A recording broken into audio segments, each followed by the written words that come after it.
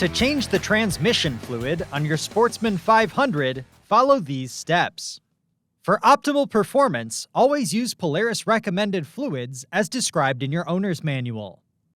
Park the vehicle on a flat level surface. Ensure the vehicle is in park, and set the parking brake.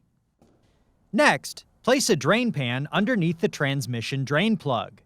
Placing a rag in the bottom of the drain pan will help prevent the splashing of fluid. Before removing, clean the area around the fill plug in the left rear wheel well. Then, remove the fill plug and set aside.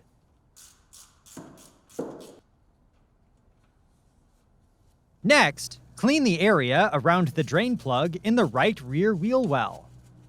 Remove the drain plug and allow the oil to drain completely. Before continuing, clean any dirt or debris from the fill and drain plugs. Inspect the O-rings on both plugs and replace if necessary. Then, reinstall the drain plug and torque to specification. Next, fill the transmission through the fill plug hole until fluid reaches the bottom threads and begins to spill out.